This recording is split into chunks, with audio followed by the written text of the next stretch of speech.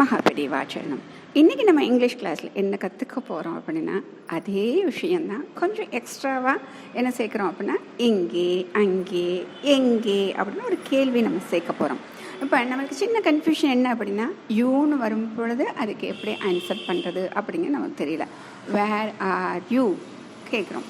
Is it your pencil அப்படின்னு கேட்குறோம்.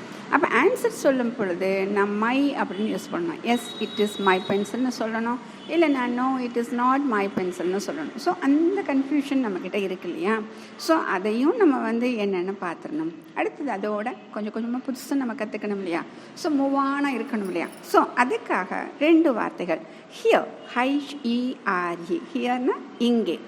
தேர், THERE, தேர் அங்கே. அடுத்தது எங்கே அப்படிங்கிறதுக்கு நம்மளுக்கெல்லாம் தெரியும், வேர், WHERE. இதை அதே தான் நம்ம எல்லாம் படித்து அதே தான். இஸ் வந்தால் என்ன போடணும், ஆர் வந்தால் என்ன போடணும், அந்த ரூல்ஸ் எல்லாமே அதே தான் வருது. இதில் எக்ஸ்ட்ராவாக என்ன சேர்க்குறோம், இங்கே இருக்குது, அங்கே இருக்குது, எங்கே இருக்குன்னு ஒரு கேள்வி கேட்குறோம். அப்போ நான் சின்னதாக என்ன சொல்கிறேன் அப்படின்னா, என்னோட பென்சில் இங்கே இருக்குது அப்படின்னு சொல்லணும். அப்போ மை பென்சில் இஸ் இங்கேங்கிறதுக்கு ஒரு ஹியர் போட்டுரும். இதே அங்கே இருக்குன்னு நான் சொல்லணும் அப்படின்னா, மை பென்சில் இஸ் தேர் அப்படின்னு சொல்லணும். சரி, இப்போ நான் கேள்வியாக கேட்டால் என்னாகும்? அந்த கேள்விகள் வரும் பொழுது தான் ஒரு சின்ன திருத்தம் இருக்கும். எப்போவுமே நம்ம என்ன பண்ணுறோம், my pencil is here, your pen is there அப்படின்னு இது எல்லாத்தையுமே கடைசியில் போட்டோம் இல்லையா? அப்போ இந்த எங்கேன்னு கேட்கும் பொழுது எங்கேங்கிறது ஒரு கேள்வி வார்த்தை. அந்த கேள்வி வார்த்தையை என்ன பண்ணுறோம் அப்படின்னா முதல்ல போட்டுறோம். எப்படி ஆரம்பிக்கிறோம், உன்னுடைய வீடு எங்கே இருக்கிறது, உன்னுடைய புத்தகம் எங்கே இருக்கிறது. நான் கேள்வி கேட்டிருக்கேன். அப்போ எங்கேங்கிற வார்த்தையை முதல்ல போடணும்னு சொன்னோமா? அப்போ வேர் போட்டாச்சு. வேர் போட்டதுக்கப்புறம் இங்கே இஸ் வருதா ஆர் வருதா அப்படிங்கிறது ஒரு டவுட் நம்மளுக்கு வரும் இல்லையா?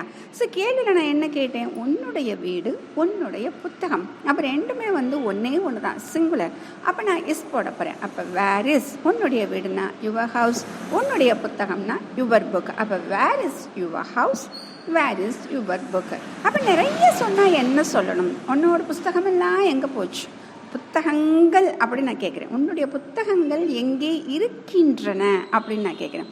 அப்போ நம்மளுக்கு தெரிஞ்சிருச்சு, வேர் இஸ்ங்கிறதுக்கு பதிலாக வேர் ஆர் போட போகிறோம். அப்போ வேர் ஆர் யுவர் புக்ஸ் அப்படின்னு சொல்கிறோம். இப்போ நான் சின்ன சின்ன எக்ஸாம்பிள் உங்களுக்கு கொடுத்துருக்கேன். அதில் பார்த்தீங்கன்னா ஹியர் அப்படிங்கிறதுக்கு அந்த ஏரோ ஷார்ட்டாக போட்டிருப்பாங்க, தேர் அப்படிங்கிறதுக்கு லாங்காக போட்டிருப்பாங்க. ஸோ அதை வச்சு நீங்கள் ஆன்சர் பண்ணணும். அப்போ சின்ன ஏரோ இருந்துச்சு அப்படின்னா அங்கே நான் ஹியர் போட போகிறேன். ஃபஸ்ட்டு பார்த்தீங்கன்னா ஐ வாண்ட் டு ப்ளே போட்டேன், அதுக்கு பக்கத்தில் ஷார்ட் ஏரோ இருக்குது. அப்போ நான் ஹியர் அப்படின்னு போட போகிறேன். அடுத்தது மை ஹோம்ஒர்க் இஸ் அப்படின்னு போட்டு அந்த ஏரோ ரொம்ப லாங்காக இருக்குது. அப்போ தேர் அப்படின்னு போட போகிறேன். ஸோ இந்த 2 விஷயம் இப்போ நம்ம பண்ணுறோம். அதே மாதிரி அடுத்ததுலேயும் வேர் இஸ் மை புக். அப்போ நான் அதில் ஹியர் சொல்லணும், தேர் சொல்லணும். அப்போ ஹியர் அப்படிங்கிறப்ப அதில் பார்த்தீங்க அப்படின்னா கையில் வச்சுருப்பாங்க, இன்னொன்று கையை காமிப்பாங்க. அப்போ கை காமிச்சாங்க அப்படின்னா தூரமாக இருக்குன்னு கை காமிக்கிறாங்க, கைக்கு பக்கத்தில் இருந்துச்சுன்னா அப்போ ஹியர்னு வரப்போகுது. இந்த விஷயங்கள் தான் நம்ம பார்க்க போகிறோம். ஸோ இதை வச்சு நம்ம சென்டென்ஸ் எழுத போகிறோம்.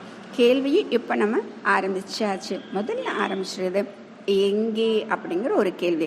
கேள்வி கேட்க கேட்கத்தான் நம்முடைய அறிவு வளரும்னு சொல்லுவாங்க. அப்படின்னா 2 கேள்வி கேளுங்க. ஏன், எதுக்கு அப்படின்னு கேட்க சொல்லுவாங்க. இப்போ நம்ம ஃபஸ்ட்டு எங்கே அப்படிங்கிறதுலேருந்து ஆரம்பிச்சிருக்கோம். மகாபெரிவா சரணம்.